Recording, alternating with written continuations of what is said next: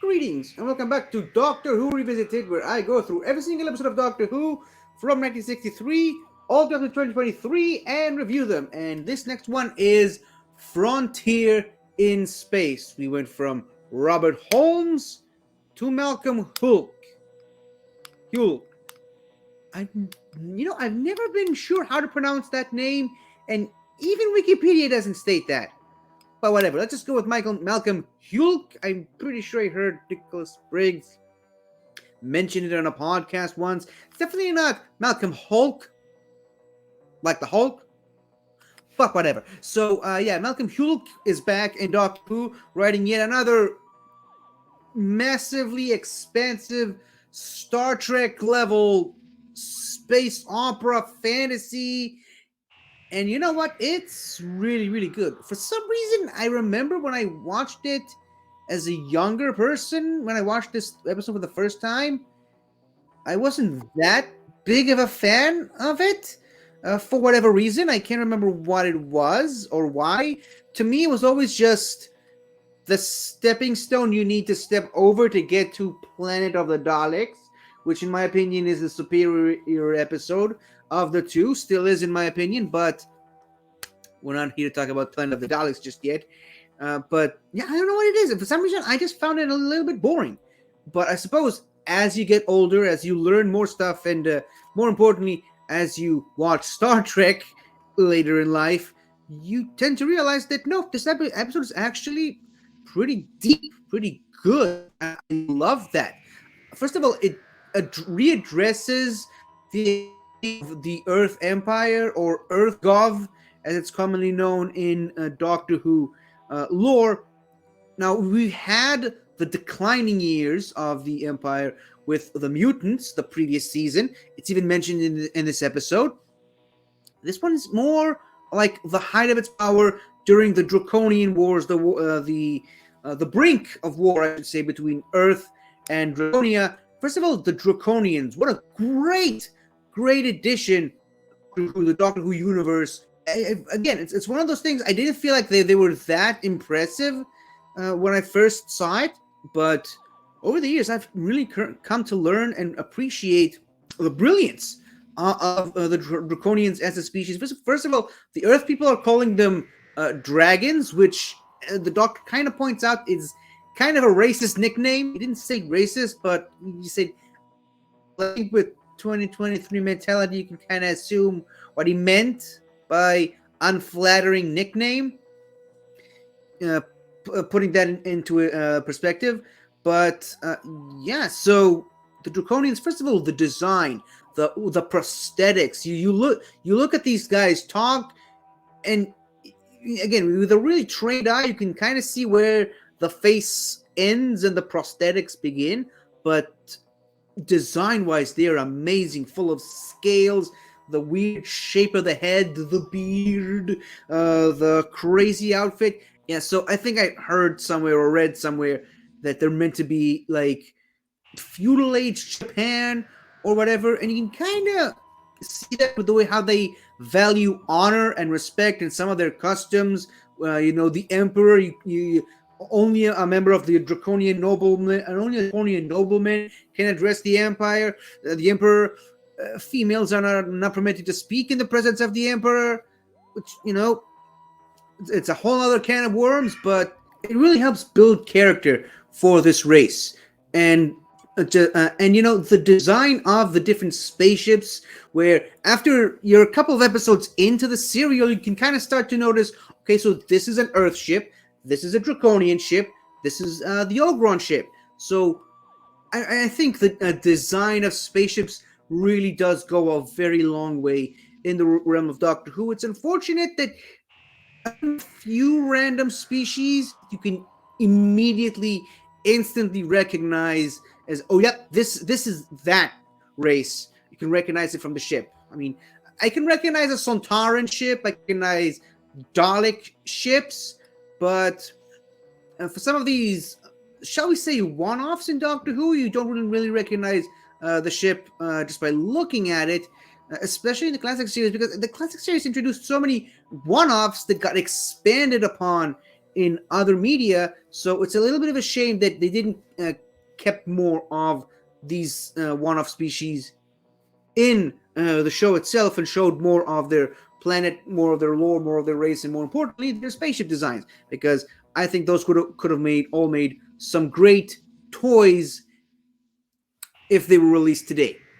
That's just the toy fanatic in me speaking. So I think that's about it for the Draconians. First of all, now let's talk a little bit about the plot. I mean, it does a pretty good job setting up what you're about to see. There's tensions between Earth, Gov, and the Draconian Empire, and the Doctor and Joe land smack bang in the middle of it. Once again, it kind of goes back into the thing that the TARDIS said to the Doctor in the Doctor's Wife episode, where she didn't always take him where he wanted to go, but she always took him to where he needed to be or needed to go. So yeah, this episode tracks. Now maybe this is some interference by the Time Lords because they're still around at this point, but you know, it's a weird bit of coincidence that the Doctor just happened to be there on the brink of war between the Earth Empire and the Draconian Empire, and somehow managed to put it right. And first of all, I think it sort of gets a little bit monotonous the way that they keep getting captured and imprisoned. They break out or being rescued, and then get captured again, and then break out again, and then get captured again, and get captured. And sent. I mean, it happens 2 or 3 times per episode throughout all 6 episodes. Which, like I said, it kind of gets monotonous. There's a friend of mine that says to me that just try to view it as a sci-fi comedy where it's intentional that they keep being captured and escape and recapture. And you know what? If you try to watch this episode as a comedy, it kind of works. It works better than if you try to view it as a serious Star Trek space opera, which it's that therein lies the difference between Doctor Who and Star Trek, I suppose. It also has one of my favorite funny scenes from any Doctor Who episode is where he finally opens the door that they were jailed in, and the guy immediately shows up to take them, and he's like, "Oh, well, how very embarrassing. Good afternoon." So there's a lot of funny moments in this episode. All throughout, I just love it. I just love the Doctor Who humor, the way it's being presented here. Like the story about the Medusoids always gets me. I love. First of all, I mentioned this in previous review. I love it whenever the Doctor talks about his past, but this one's just, I don't know. It's something about the Medusoids is really funny to me, and they eventually let me go because they ran out of mind probes. Brilliant Doctor Who. Comedic writing at its finest. And speaking of the mind probes, what he said about the Ogrons have the best defense system imaginable. Stupidity. They haven't got a mind for you to probe. I love it. There's so many great funny moments in this. But laughs aside, I think probably the main issue with this episode is that it kind of is a little bit too ambitious for its own good. And what I mean by that is it portrays the Earth Gov, this particular time period in history, in such a grandiose way. It shows so much stuff, so much potential for expanding the lore, but in a very, very small scale. It doesn't really show too much. And therein lies the beauty of Doctor Who, where it can take you onto these massive, expansive worlds and settings. Each one can be a movie in and of itself, or a season of the show in and of itself, but then it's just one episode and then it's gone. In this case, one series, one 6-part serial. So you get the tensions between the two empires. You see protests all over the world against Draconians and against the president's administration or whatever, the president of Earth. And you learn some stuff about General Williams' history, which, by the way, I looked it up. His name is actually John Williams. So that's an interesting bit of Doctor Who lore, if you were wondering. But yeah, you learn some stuff about his past and his relationship with the current president, and why he hates the Draconians so much, and why. And you get hints of the fact that 20 years ago, he sent people to. He led a war between Earth and Draconia, and even on the Ogron home world, like you get hints at this massive creature that the Ogrons apparently pray to at that altar. It shows up and they all run away scared, because apparently it's like a god or something. And you learn some more stuff in the prison scene, in the prison scenes on the moon. That there's like the whole peace party, and that there's a lot of stuff happening on planet Earth and in the Earth area. Like, the Master shows up. Oh yeah, the Master shows up in this episode, and he's kind of the leader of Sirius 4. You learn that there are all these colony planets that establish Dominion. So yeah, it portrays a massive, expensive universe that you barely see any of it. You only hear about it. But I mean, it's a great potential to expand upon in comics and audios and novels, and I'm pretty sure they did in some of these. But it would be nice if every once in a while they show some of these stuff on the show. Is what I'm saying. Maybe we'll get a chance with that to do that in the current era of Doctor Who, with all the MCU style universe that Russell T Davies is promising us. So fingers crossed we get to see more of just the Earth Empire in general, not just their relationship with Draconia and such. I'd love to see some more on that. Yeah, that's it on that front. It's always great to see the Master again, and you know what? It doesn't even feel like a Master story, or like it's setting up for a Master story, until the Master shows up. And just look at all the great, wonderful things we get in this episode. You get this Star Trek-y-like adventure. You get this conflict between two warring races. Obviously, we learn more about the Draconians. The Ogrons are back. The Master shows up, and it becomes a Master story. And then, oh yeah, guess what? The Daleks show up, and you learn that they're somehow involved in all of this. So we're getting all this stuff crammed into just a 6-part serial, and it's kind of amazing that they were able to do it in only 6 episodes. It's great. It's great that they were able to do that. And oh yeah, the TARDIS is taken away episode 1 and only shows up in like episode 5 or 6. So yeah, great adventure, great threat. The Doctor, I mean, the locations in this episode are bonkers. They start on the cargo ship. They go to Earth, the Draconian embassy, the moon, Draconia, and then the Ogron homeworld.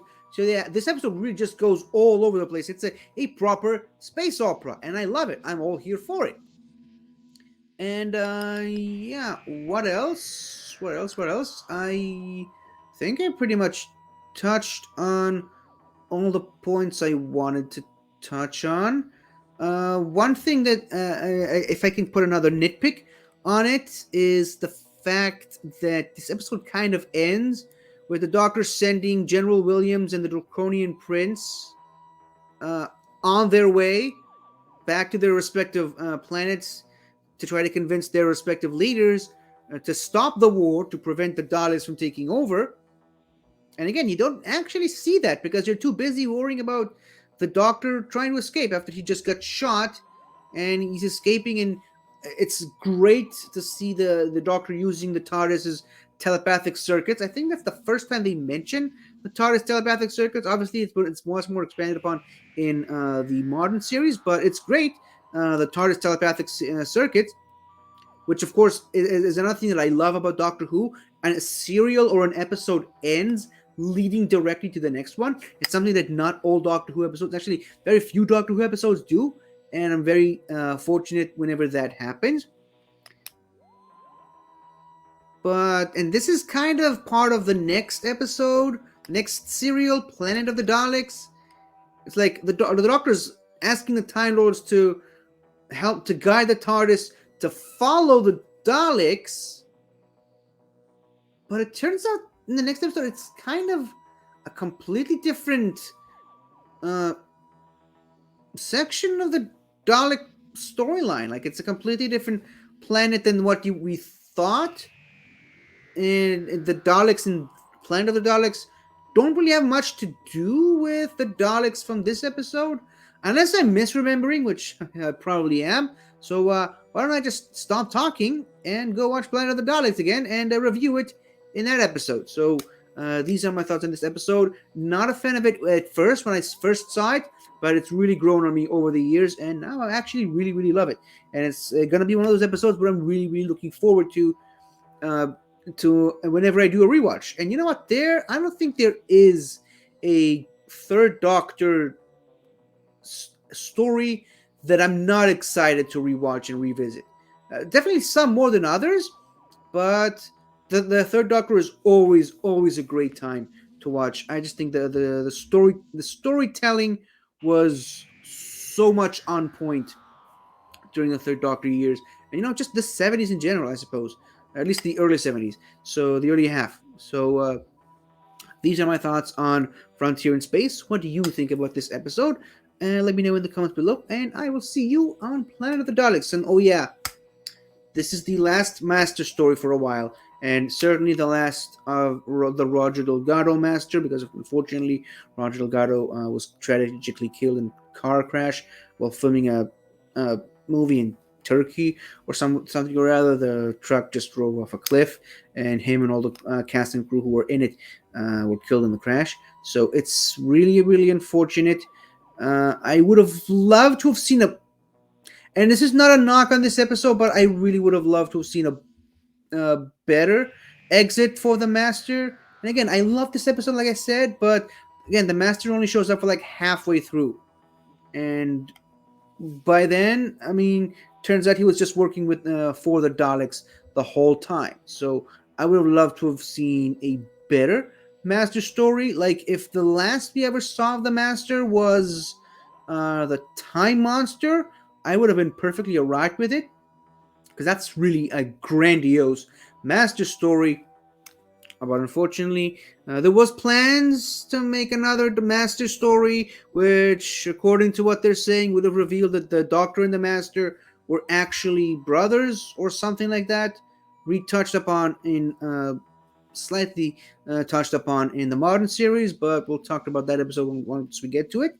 Overall, like I said, love the episode. Really, really enjoyed it. Just wish it was a better we are for the Master. So yeah, since we're not gonna see the Master for a very long time now. So this is my chance to once again say, or rather, sign off by saying, "I am the Master, and you will obey me. You will obey me and only me."